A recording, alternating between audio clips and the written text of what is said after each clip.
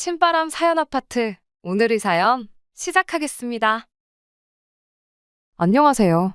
2년 반 기간 동안 연애하다 결혼 준비를 막 시작한 남자친구와 얼마 전 파혼을 했습니다. 주변에서 남자친구 하나 잘 만났다느니 부럽다니 그런 이야기 많이 들었는데 꼭 남들 이야기가 정답이 아니란 걸 이제야 알았네요. 결혼이 현실이라는 말이 참 무슨 말인지 와닿는 게 연애할 때는 사소한 다툼 하나 없을 만큼 저한테 맞춰주던 사람이었는데 결혼 이야기 오가기 시작하니 요구사항이 어쩜 그리 많을 수가 있는지.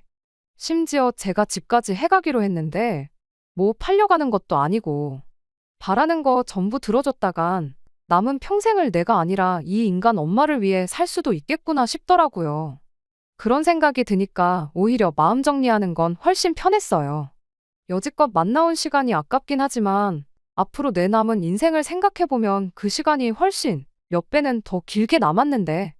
그래서 뒤도 돌아보지 않고 파혼했습니다. 저희 부모님께서 제가 어릴 적에 이혼을 하셨어요. 저는 어머니하고 같이 살고 있고 제 위로 있는 언니는 아버지랑 같이 살고 있어요. 두 분이 성격 차이 때문에 이혼을 하게 되었던 건데 그렇다고 서로 척지고 평생 안 보고 살기로 하고 그런 건 아닙니다. 같이 붙어 계시지만 않으면 또 괜찮거든요. 이혼을 결정하게 된 건 두 자식들 앞에 매일같이 티격거리는 거 보여줘봐야 좋을 거 없겠다 생각해서 결정하셨던 거죠. 그래서 언니는 아버지가, 저는 어머니가 맡기로 정해졌던 거고요. 지금은 각자 사는 게 바빠서 볼 일이 있으면 다 같이가 아니라 따로 만나고 그러는 식이지만 저희 어릴 때만 해도 달에 한두 번씩은 정기적으로 네 가족이 다시 만나 시간 보내고 그랬습니다. 내 가족끼리 말고도 어머니와 아버지 두 분만 따로 만나실 때도 있었고요. 사업을 하시는 아버지 쪽이 회사 생활 하시는 어머니보다 벌이가 더 좋았다 보니 아버지 쪽에서 제가 언니에 비해 모자람 없이 똑같은 기회를 얻을 수 있게 금전적인 지원을 다 해주셨었어요. 지금은 저도 어엿한 직장인이 되어 사회생활을 하고 있지만 아버지를 따로 만날 때면 용돈도 받고 그러는 시기죠. 부부라는 고리가 끊어졌었을 뿐이지 저희가 가족이라는 사실에는 변함이 없었습니다.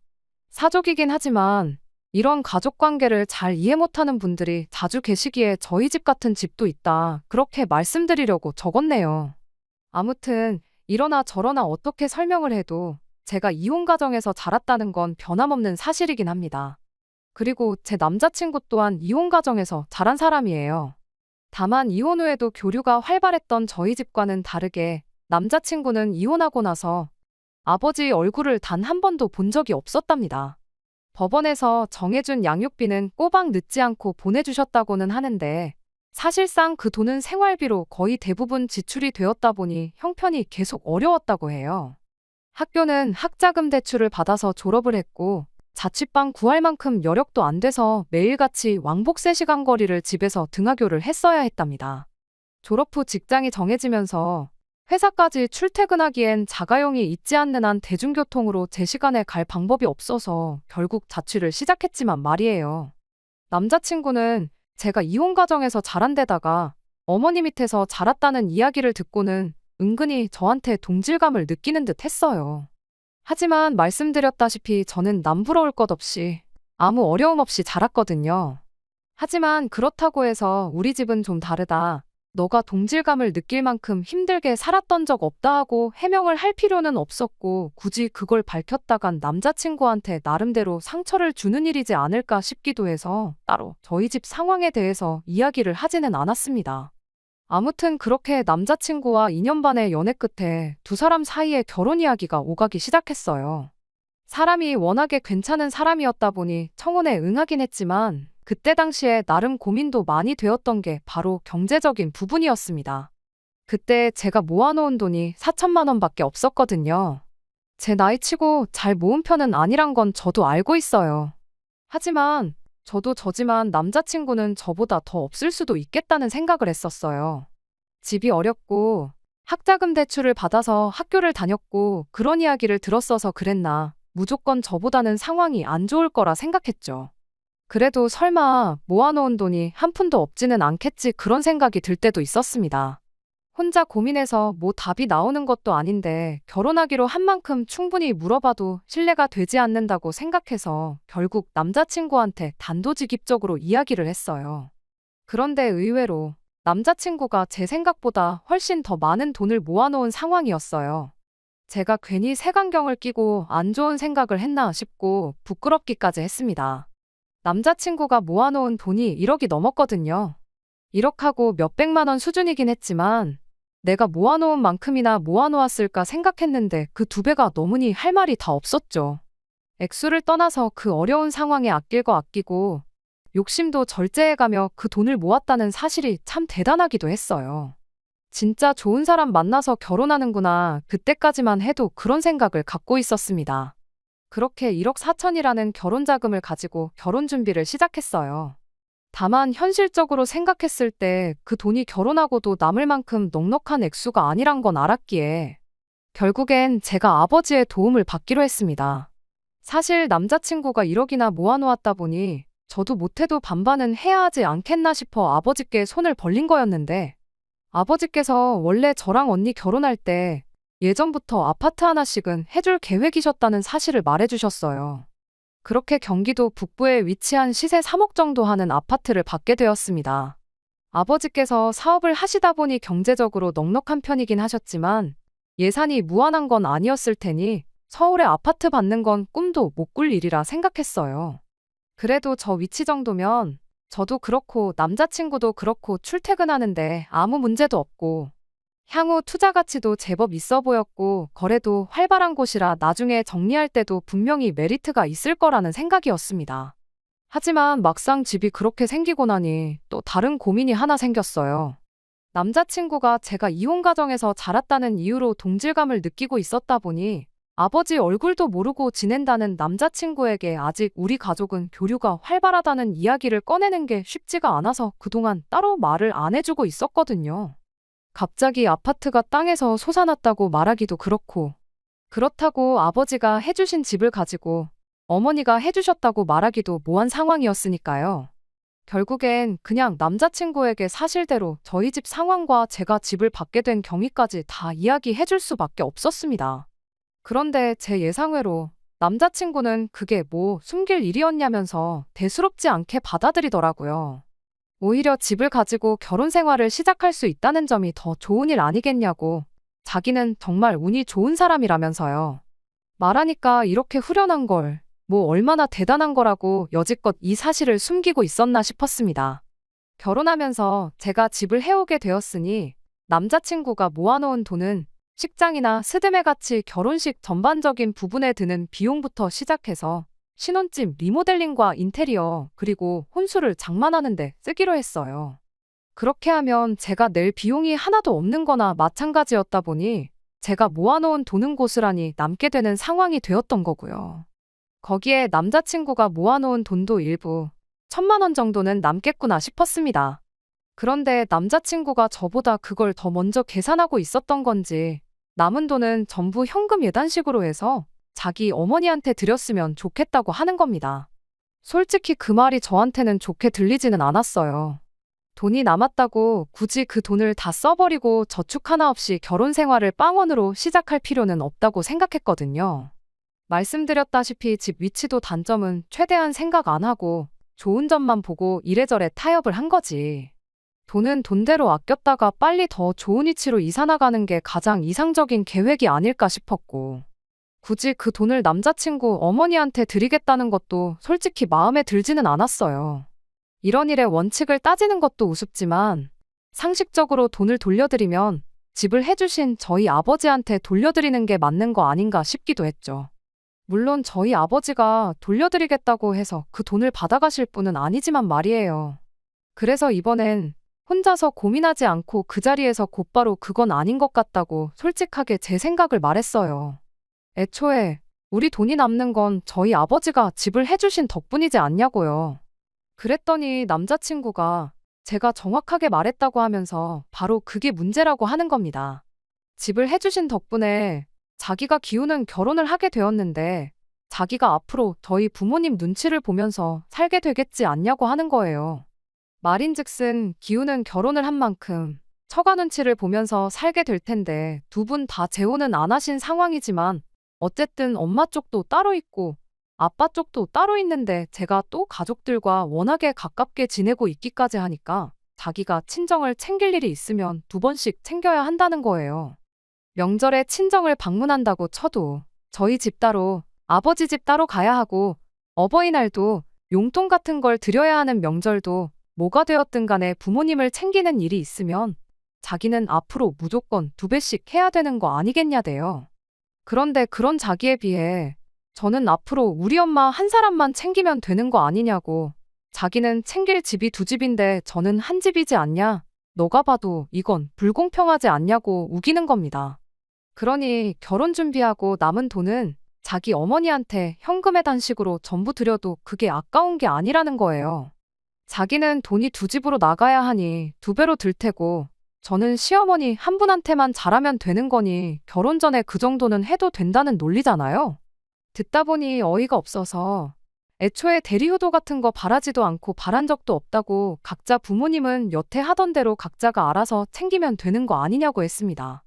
그렇게 하면 내가 두 배로 효도해야 하고 당신은 당신 어머니 한 분한테만 하면 되는 거지 않냐고.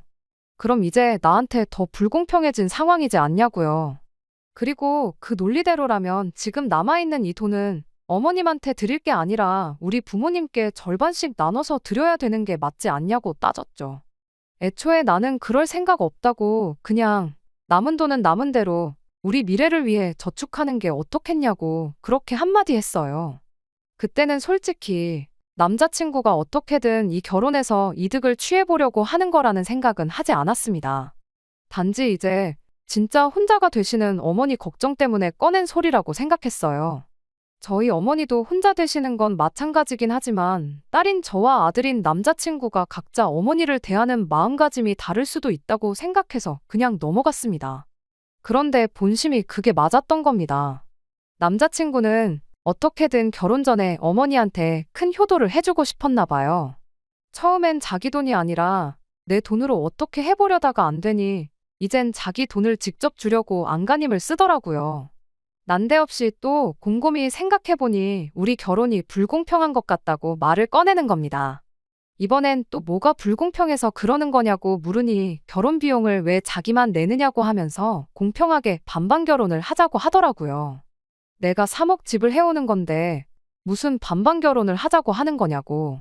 계산해보면 내가 아니라 당신이 2억 5천은 더 해와야 하는 거 모르느냐 따졌더니 남자친구가 따지고 보면 장인어른이 엄밀히 말하면 이혼하셨으니까 서류상으로는 가족은 아니지 않냐는 말도 안 되는 소리를 하는 거예요.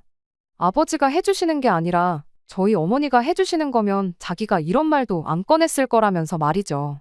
저희 아버지가 저한테 집을 해준 가장 큰 이유는 우리 둘이서 결혼을 하기로 했기 때문에 해주시는 거 아니겠냐고. 사실상 자기가 저랑 결혼을 안 했으면 그 집이 저한테 생길 이유도 없던 거나 마찬가지 아니겠냐고.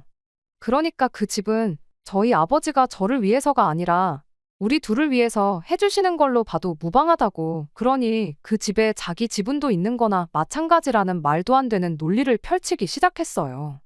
그러니 반반 결혼을 해서 결혼식 비용부터 신혼집 인테리어 비용의 살림살이들은 우리가 똑같이 반반 나눠서 하고 그리고 나서 남은 돈은 결혼 전에 모아놓은 재산이니 결혼하기 전에 각자 알아서 쓰고 싶은데 쓰면 된다는 거예요. 그러니까 자기는 꼭 자기 어머니한테 돈을 드려야겠다고 우기는 겁니다. 제가 열받아서 그럼 아버지한테 해주시기로 한 집은 안 해주셔도 된다고 연락드리겠다고 했습니다. 그리고 엄마한테 말해서 6천 받아올 테니 깔끔하게 반반 결혼하자고 했죠. 그랬더니 저보고 이기적이라고 하면서 적반하장으로 화를 내는 거 아니겠어요? 다른 며느리들은 말하지 않아도 알아서 준비해오는 예단을 어떻게든 안 해오려고 하고 있는 너 잘못인데 집을 무기로 제가 갑질을 한다고 하면서 그렇게 안 받는데 저보고 너무하다고 하더라고요. 누가 하고 싶은 말을 하고 있는지 언제부터 그렇게 어머니 챙겼다고 그러냐고 한마디 따졌죠. 학자금 갚고 월세 내고 혼자 살면서 여태 돈 모아놓은 거 대충 계산만 해봐도 이날이 때껏 당신이 어머니한테 생활비 한 번 제대로 안 드렸던 거 계산 딱 나온다고. 왜 여지껏 돈 한 푼 들인 적 없었으면서 결혼할 때 되니까 이제 와서 내 돈을 들이면서까지 효자 노릇을 하려는 거냐 따졌더니 누가 네 돈 달랬냐고 내가 모아놓은 돈 드린다고 했지 않냐면서 더더욱 얼굴에 철판 깔고 뻔뻔하게 나오더라고요. 저희 아버지가 해준 집을 절반은 자기 집이라고 우기고 자기가 모은 돈 어머니 드리겠다는 건데 뭐가 다르냐고 따지니 너는 어떻게 된 며느리가 시댁 챙길 생각은 안 하고 친정만 생각하냐고 하면서 며느리 될 자격이 없다고 하는 겁니다. 그렇게 친정만 챙기니 고부간의 갈등이 생기는 거라고 순탄한 결혼 생활 하려면 해야 할 건 해야 하는 거라고 열변을 토하면서요. 정말 연애할 때 저런 모습 보인 적 한 번 없는데 이제서야 효자가 되겠다고 저러는 꼴을 보니 정말 어이가 없더라고요. 그래서 곧바로 아버지한테 전화 한 통 드렸습니다. 남자친구는 제가 혹시나 아버지한테 집 해주시기로 한 거 안 해주셔도 된다고 전화를 하려는 건 줄 알았는지 혼비백산을 하면서 제 전화기를 뺏으려고 하더라고요. 집 해주지 말라고 하는 전화 아니라고 말하니 그제서야 제 눈치만 살살 보면서 잠잠해졌습니다. 아버지가 전화를 받으셨고 저는 남자친구도 들으라고 바로 전화를 스피커폰으로 돌렸어요. 그리고 아버지한테 물었죠. 나한테 집 해주기로 했던 거, 나 결혼 안 할 수도 있는데 그래도 그냥 주실 수 있냐고요. 제 질문에 아버지는 어차피 해주려고 했던 건데 결혼을 하던 말던 아무 상관없다고 그렇게 대답을 해주셨어요. 그리고 네 엄마한테도 말해놨으니까 엄마한테 돈 좀 더 달라고 해서 경기도 말고 서울에다가 집을 구하는 게 어떻겠냐고 오히려 예산을 더 늘려주시는 거 아니겠어요? 대충 감사하다고 말씀드리고 전화를 끊었고 저는 빤히 남자친구를 쳐다봤어요. 남자친구는 안절부절 긴장이 되는지 다리를 떨면서 애꿎은 손톱만 물어뜯기 시작했고요. 전화 끊고 남자친구한테 우리 아버지가 뭐라고 하시는지 들었지? 라고 물어봤어요. 당연한 이야기겠지만 입이 10개라도 할 말이 없었을 거예요. 아무 대답도 못하고 그저 손가락을 바꿔가며 애꿎은 손톱만 물어뜯고 있더라고요. 사실 아버지한테 집 그냥 달라고 전화할 필요도 없었고 그냥 헤어지자고 하면 되는 거였는데 남자친구 속이라도 상해서 쓸데없는 욕심부리고 효자 노릇 하려던 거 평생을 두고 후회하라고 일부러 그렇게 했던 거였습니다. 이미 진작에 결혼은 때려치자고 할 계획이었어요. 어디서 남의 돈을 꽁으로 먹으려고 하냐고 네 돈 소중하고 네 부모 소중한 거 알면 다른 사람도 똑같이 소중하지 않겠냐고 하고 자리에서 일어났어요. 마지막으로 남자친구한테 결혼은 그냥 없던 일로 할 테니 그렇게 알고 그렇게 어머니가 소중하면 지금부터 정신 차리고 네 돈으로 효도 실컷 해드리라고 했습니다. 저는 남자친구가 저에게 좋은 남편이 되어줄 거라 믿었고 저 또한 좋은 아내가 되려고 했어요. 당연히 거기에는 남자친구가 좋은 사위가 되는 것도 포함되고 제가 좋은 며느리가 되는 것도 포함이었습니다. 결혼할 때 돈 얼마 더 해왔다고 해서 누구 집은 신경도 안 쓰고 박대하고 누구 집은 눈치 보면서 잘해야 하고 그럴 필요 없는 거잖아요. 결혼이 두 사람이 만나 두 집안이 하나가 되는 거지. 돈 덜 있는 집이 돈 더 있는 집의 밑으로 들어가서 가불관계가 되는 게 아니니까요. 가만히나 있었으면 제가 알아서 며느리 도리하면서 효도했었을 거예요. 당장 결혼 준비하면서 남은 돈 5천만 원이 아니라 그 이상을 해드렸을 겁니다. 뭐 제가 하려던 며느리 도리가 그 자식 성에나 찼을런지는 모르는 일이지만 말입니다. 그렇게 생각하니 더 질질 끌지 않고 단칼에 파혼해버린 게 참 후련하고 잘한 일이라는 생각이 드네요. 파혼하고 돌아온 날 어머니께서도 아직 어머니도 아버지도 현역이시고 제 나이도 한참 때인데 새로운 사람 찾는 게 뭐가 어렵겠냐고 위로해 주시더라고요. 사실 위로받을 일도 아니지요. 거머리 거지 같은 자식을 미리 알고 떼어냈으니 오히려 축하할 일에 가깝지 않겠나요? 한동안은 새로운 사람 만나고 싶은 마음도 안 들 것 같아요.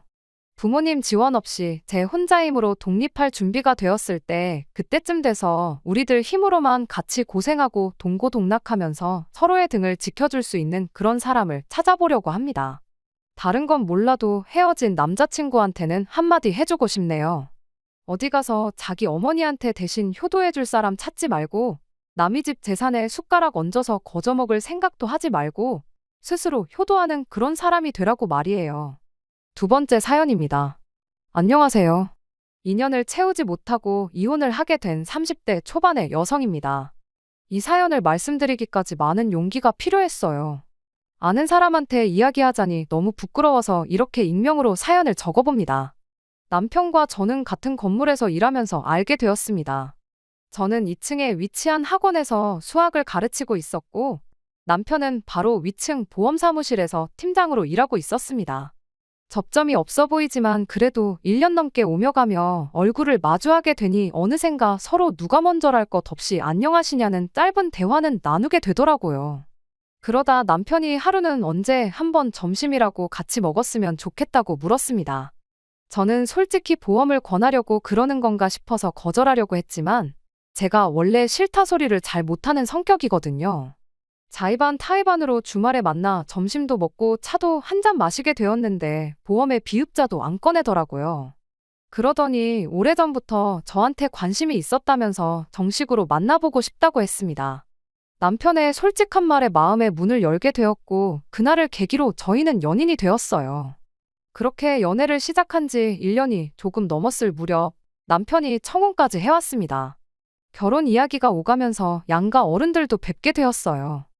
시아버지께서는 서울 근교의 대학 강단에 서시는 대학 교수로 사회적 명망이 있으신 분이셨습니다. 엄청 오래전 일이지만 방송에도 몇 번 나오셨을 정도예요. 비록 결혼식을 올리기 전까지 자주 뵙지는 못했지만 그래도 찾아뵐 때면 항상 저를 웃는 얼굴로 대해주셨고 말씀도 젠틀하게 하셔서 정말 멋진 인품을 가지셨다고 생각했어요. 그리고 아들은 아빠 닮는다잖아요. 제 남편도 언젠간 저렇게 나이가 들어갈 거라고 생각하니 더욱더 결혼에 대한 확신을 갖게 되었습니다. 혼수나 예단 같은 건 시댁이나 저희 집이나 남들 눈에 부끄럽지 않을 정도로만 하자는데 동의했습니다. 하지만 역시 신혼살림을 할 집이 문제였어요. 시부모님께서는 한 2년만 같이 살자고 하셨습니다. 저에게 가풍도 익히고 한 가족으로서 정도 붙이면 좋지 않겠냐고 하시면서 말이지요. 대신 2년 후에 저희가 독립을 하고 싶다고 하면 그땐 집을 사주신다고 하셨습니다. 솔직히 이때는 시아버지의 실체도 몰랐고 여러모로 손해는 아닌 것 같아서 좋다고 했습니다. 공짜에 눈이 멀어 제 팔자 스스로 꼬았다고 비난하셔도 어쩔 수 없지만 그때는 정말 이런 시부모님이라면 10년도 모실 수도 있겠다 싶을 정도로 인자하고 좋은 모습만 보여주셨고 약속도 지켜주실 거라고 믿었거든요. 하지만 열길 물속은 알아도 한길 사람 속은 모른다더니 결혼하고 나니까 그전에는 보이지 않았던 것들이 눈에 들어오기 시작했습니다. 시아버지는 제 예상과는 전혀 다른 분이셨습니다. 정말 첫 인상이 와장창 깨질 정도로 말이에요. 꿈에도 상상하지 못했던 사건들이 너무나 많이 일어났습니다. 무엇보다도 술을 너무 좋아하셔서 매일같이 늘 술을 드시고 오셨습니다. 과음으로 인사불성이 돼서 귀가하시는 시아버지께서는 만취한 날이면 꼭 속옷만 입으시곤 소파에 누워서 주무셨습니다. 시어머니가 저희도 있으니 추태 부리지 말라고 어르고 달래면 방으로 들어가시는 수순이었어요. 때로는 새벽 한 5시쯤이 되면 일어나서는 곤히 잘 자는 가족들을 다 깨워서 약수터에 가자고 하셨습니다. 한 사람이라도 안 가겠다고 하면 일찍 일어나는 새가 벌레를 잡는다부터 시작해서 일장연설을 늘어놓으셨고요. 같이 살기 시작한 지 한 반년쯤 됐던 날이에요. 새벽 2시 반쯤이었는데 시어머니가 남편을 조용히 깨우시더라고요. 저도 덩달아 잠에서 깼지만 왠지 시어머니가 남편만 조용히 불러내시기에 눈을 감고 자는 척을 하고 있었어요. 나중에 알고 보니까 시아버지가 대학 근처에서 술을 과하게 드시곤 길에서 쓰러져 잠들어 계셨답니다. 그걸 우연히 시아버지 수업을 듣는 학생이 발견해서 시아버지 핸드폰으로 시어머니께 연락을 해온 거였어요. 남편이 운전하는 차를 타고 시어머니가 파출소로 옮겨지신 시아버지를 모셔왔고요. 행여 학교에 소문이라도 나면 큰일 난다며 시어머니가 연락 준 학생에게 돈을 챙겨줬다고 하셨습니다. 너무 부끄럽고 남사스러운 일이지만 그렇게라도 학생 입을 다물게 하려고 그러셨다더군요. 나중에 남편에게 그 이야기를 듣고는 시부모님 두 분 모두께 너무나 실망을 했습니다. 그런 일이 있었음에도 불구하고 시아버지의 음주는 점점 더 심해져만 가는 눈치였습니다. 그러자 결국 하루는 시어머니께서 며느리도 같이 사는데 남사스럽다고 채통 좀 지키라며 시아버지께 소리를 지르셨습니다. 같이 사는 동안 시어머니가 시아버지께 이런저런 잔소리를 하시는 건 봤어도 큰 소리를 내시는 건 본 적이 없었기에 저나 남편이나 깜짝 놀랐습니다. 시아버지께서도 처음엔 당황하신 듯 하더니 이내 TV 옆에 있던 수석을 집어드셔서는 거실 테이블에 집어 던지셨습니다. 시어머니더러 마누라가 남편을 무시하니 술을 안 마실 수가 있냐면서요. 테이블 유리가 다 깨지면서 집안은 순식간에 난장판이 되었고요. 소리가 어찌나 컸는지 아랫집에서 무슨 일 있냐고 인터폰을 해올 정도였으니까요. 태어나서 한 번도 이런 상황을 직접 겪어본 적 없었던 저는 말 그대로 심장이 터지는 줄 알았습니다. 시아버지께서 저에게 배우라고 한 가풍이 이런 건가 어이가 없었네요.